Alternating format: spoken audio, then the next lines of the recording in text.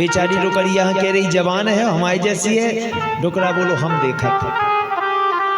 जैसे ही बब्बा घोंटा लेके गया कोने में देखा, बोली अरे भगवान तुम दो ही सिरजने हो।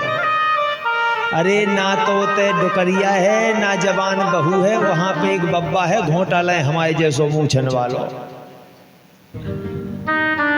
तीनों में झगड़ा होने लगा। मोहल्ले वाले चार पंच बन के आए, काय को झगड़ रहे हो? बहू कहे हमारी जैसी बैठी, डुकरिया कहे हमारी जैसी बैठी, बब्बा कहे हमारे जैसा बैठा। पंच बोले रुको हम देखते हैं। चार पंच गए, पौर के अंदर कोने में देख के लौटे। बहू बोली बताओ पंच राजा सच क्या है? बोले वहां बहू नहीं है। सास बोली देखो हमने कही थी कि वहां डुकरिया है। पंच बोले डुकरिया भी नहीं है। तो बब्बा बोला कि वहां डुकरा है हमारे जैसा मूछन वाला। पंच बोले डुकरा भी नहीं है, तुम तीनों झूठे हो। वहां चार पंच हैं, हम लोगों जैसे चार पंच हैं वहां। चारों में झगड़ा होने लगा। इतने में गुरुजी का आगमन हुआ। गुरुजी ने जब चारों की बातें सुनी तो वो समझ गए। बोले रुको हम बताते हैं। गुरुजी अंदर गए, देखा आईना रखा है, सो एक पत्थर उठाया और आईने में दे मारा। बोले चलो बहू से सब लोग चलो बताओ कौन है वहां। और जब सब लोगों को गए, बब्बा बोले यहाँ तो बब्बा बैठा था, बहू बोली यहाँ तो बहू थी, डुकरिया बोली डुकरिया थी, पंच बोले चार पंच थे। गुरुजी बोले बताओ कोई कहीं तो नहीं है? बोले अब जाने कहाँ चले गए। तब गुरुजी ने बैठ के उपदेश दिया कि ये तुम्हारा भ्रम है, भ्रम को ही माया कहते हैं। आज यही मन में भ्रम भरद्वाज जी के है। तो याज्ञवल्क्य जी महाराज कहते हैं कि एक बार त्रेता युग माही, एक बार त्रेता युग माही, शंभु गए बज्र सिपाही, शंभु गए बज्र सिपाही, संग सभी जग जननी जान, संग सती जग जननी भवानी, पूजे ऋषि भगले सब जानी। जय सिया राम, जय जय सिया राम, जय सिया राम, जय जय सिया राम। याज्ञवल्क्य जी महाराज कहते हैं कि एक बार त्रेता में अगस्त मुनि के आश्रम पर भोलेनाथ माता पार्वती के साथ पहुंचे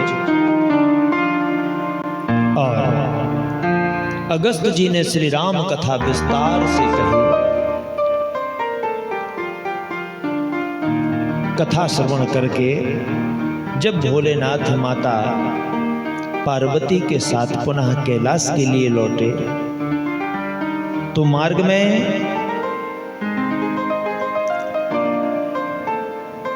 प्रभु श्री राम भ्राता लक्ष्मण के साथ माता जानकी की खोज में फिर रहे थे। तो हृदय विचारत जात हर, कहि विधि दर्शन होए, गुप्त रूप अवतरे प्रभु, गए जान सब। भूत बाबन भोलेनाथ मन में विचार करते हैं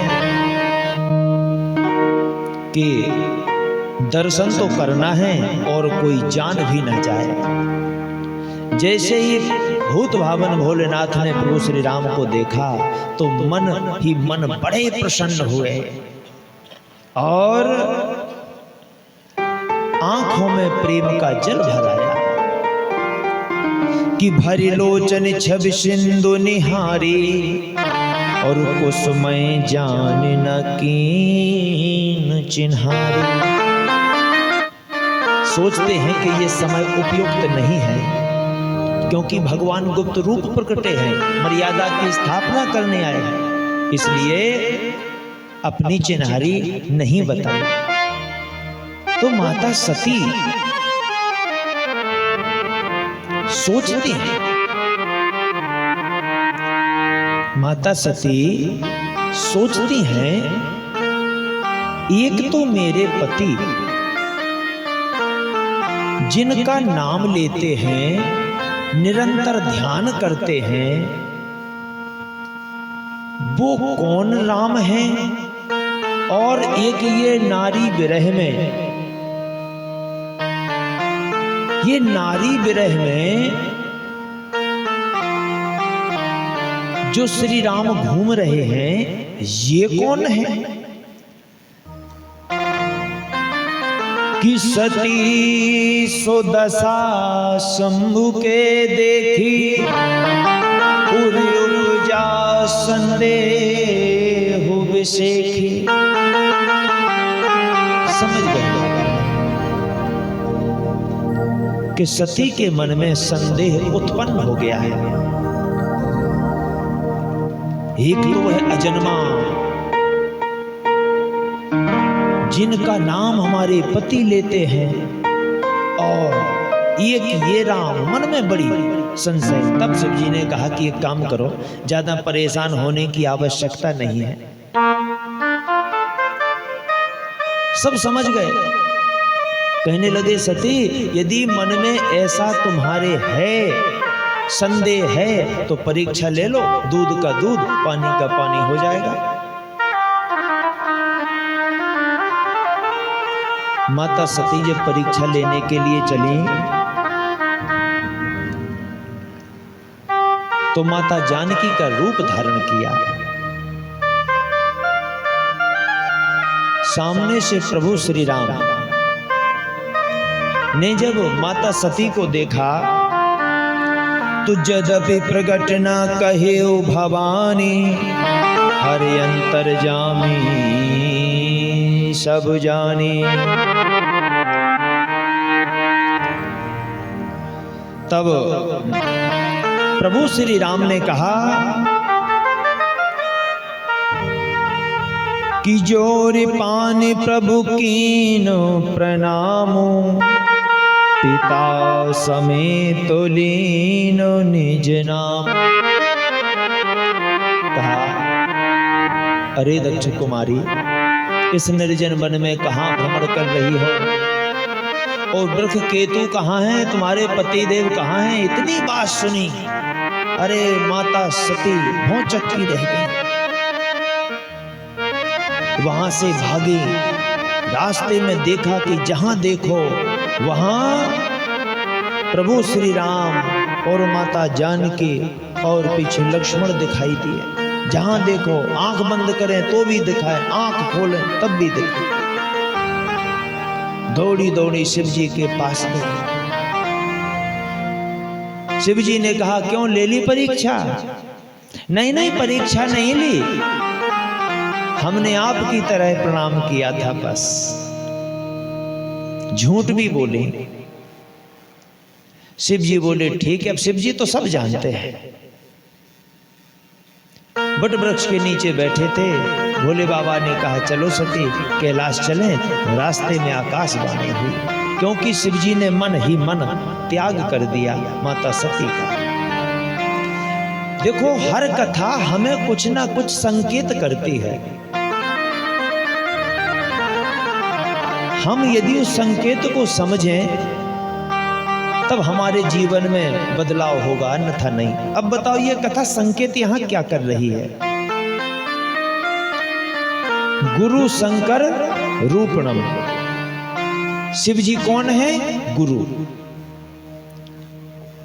लेकिन माता सती ने जब शिव जी ने कह दिया था, पर बात तो नहीं मानी। शिव जी ने कहा था कि नहीं जी, वही ब्रह्म है कि मुन धीर जोगी सिद्ध संत तो विमल मन जय ध्यावहि।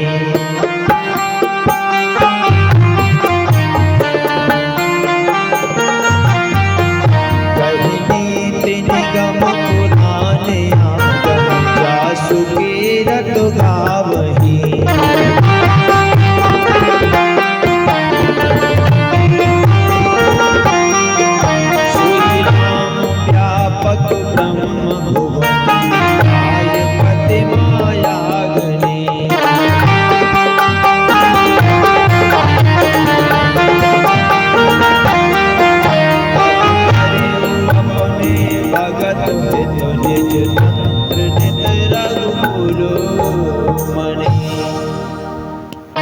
मैंने सती से कहा था कि जी वही हैं जिन्हें की वेद नेति नेति करके स्तुति करते हैं, लेकिन नहीं मानी। तो इतना याद रखना प्यारे, यदि गुरु के वचनों पे आपको विश्वास नहीं है और आप भगवान की परीक्षा लेने का दुस्साहस करते हो तो शिव जी आपको त्याग देंगे। गुरु शंकर रूपिणम। मन में संदेह मत रखना गुरु के वचनों पर। गुरु जो कहे तर्क को तर्क मत करो, अनुकरण करो, क्योंकि भगवान परीक्षा का विषय नहीं है, भगवान प्रतीक्षा का विषय है। जैसे मैंने अभी बताया था कि समुद्र की गहराई देखने मत जाओ, नहीं तो अटक जाओगे। सती जी की गलती कहां हो गई है? एक तो अपने पति की बात को नहीं माना, और शंकर तो स्वयं गुरु हैं, गुरु के वचनों को भी नहीं माना और परीक्षा लेने के लिए चले। अब दूसरी बात है कि सती के मन में भ्रम उत्पन्न क्यों होगा? अब यहां विचार करो। भ्रम इसलिए हुआ है क्योंकि श्री राम को तो देखा पर जानकी को नहीं देखा, इसलिए भ्रम उत्पन्न हुआ है।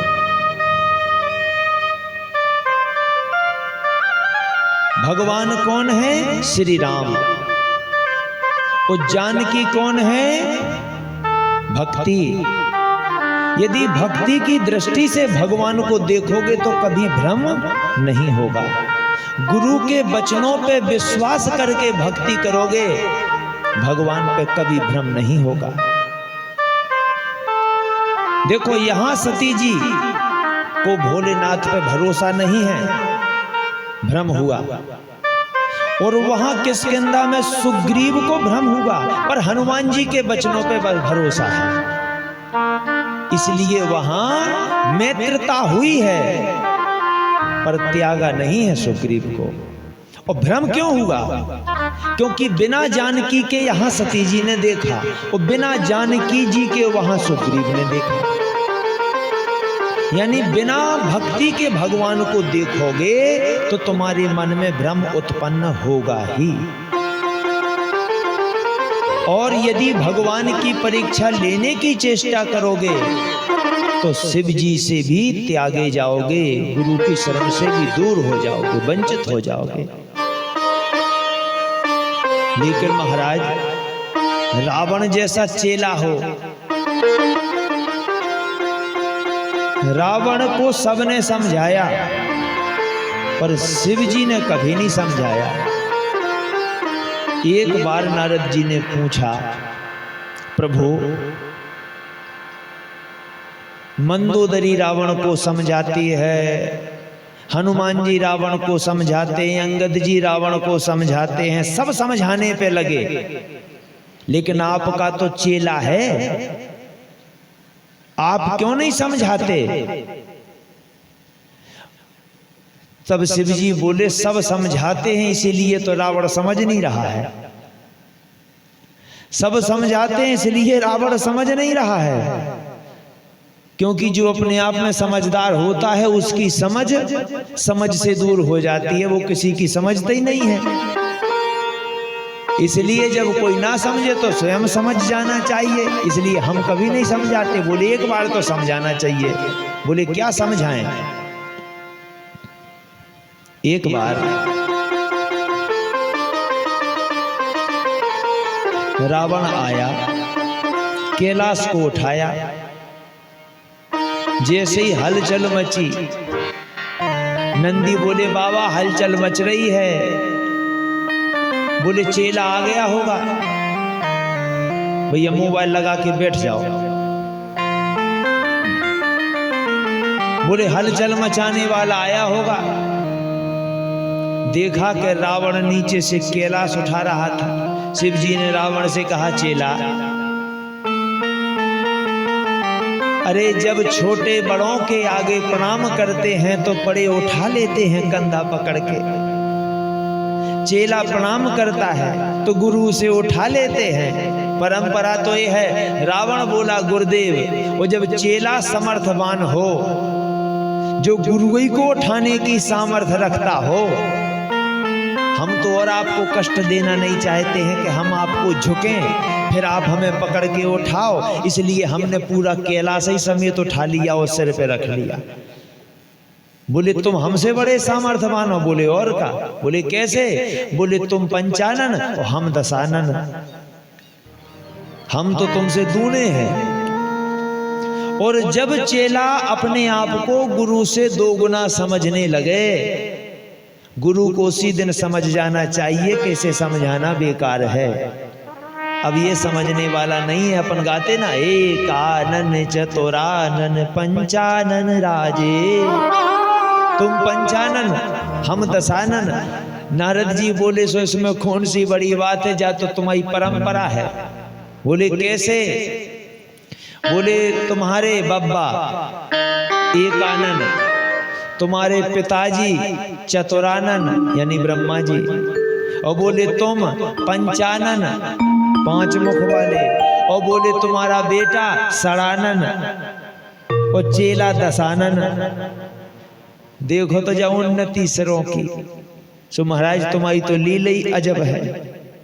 इसीलिए शिव जी कहते हैं कि हमने रावण को समझाया ही नहीं है। इसलिए कथा संकेत करती है, आप कितने ही पढ़ लिख जाओ पर अपने पिता से बढ़ के नहीं हो सकते हो, अपने दादा से बढ़ के नहीं हो सकते हो। तुम कितने ही विद्वान हो जाओ पर गुरु से बढ़ के नहीं हो सकते हो। आज माता सती ने शिव जी की एक नहीं मानी और भगवान की परीक्षा ली। भोलेनाथ ने मन ही मन माता सती का त्याग कर दिया। आज लौट कर आए और झूठ भी बोली। कभी गुरु से झूठ भी मत बोलना, ये भी ध्यान रखना। 87,000 बरस के लिए भोलेनाथ की समाधि लग गई। जब समाधि खुली तो माता सती ने प्रणाम किया, पर मन ही मन सो है कि आकाशवाणी ने कहा था कि धन्य हो तुम्हारा संकल्प, तुम्हारा व्रत। कुछ तो है, कुछ तो है, मन में तो बात थी। लेकिन जब आज बामांग की आसन और सामने डाल दी प्रभु ने, तब माता सती समझ गई कि इन्होंने हमारा त्याग कर दिया है। गोस्वामी बाबा कहते हैं, माता सती की बस यही गलती है कि भगवान की परीक्षा ली। और शिव जी कहते, परीक्षा लेती कोई बात नहीं थी, पर रूप भी तुमने उसका रखा है जिन्हें हम अपनी माँ मानते हैं। और जब तुम माँ बन गई तो हम तुम्हें पत्नी कैसे बना जाए। शिव जी ने त्याग कर दिया। आज महाराज की बड़े अधिकार दक्षे जब पावा, बड़े अधिकार दक्षे जब पावा, अति अभिमान हृदय तब आवा। श्री राम जय राम, जय जय राम, श्री राम जय राम। अब तो माता सती एक ही बात सोचती हैं कि तो मैं विनय करूं कर जोरे, छूटूं बेग दे यह मोरी। अब तो भगवान कुछ ऐसा हो कि ये हमारी देह छूट जाए, तभी जाके हम अपने भोलेनाथ से मिल सकते हैं। आज कनकल क्षेत्र में महाराज दक्ष ने यज्ञ किया और देवता लोग अपनी अपनी सवारियों से जा रहे हैं। जैसे ही विमानों की गड़गड़ाहट कैलाश के ऊपर से होती है तो देवता कहते हैं, अरे भोलेनाथ चलो, चलना नहीं है। कहाँ? बोले आपकी ससुराल में यज्ञ रचा है आपके ससुर जी ने, चलो चलना नहीं हो। देवताओं को पता भी है कि बुलाया नहीं है, पर होती है कुछ लोगों की ऐसी आदत कि जिसको कोई बुलाएगा नहीं उसके यहाँ जरूर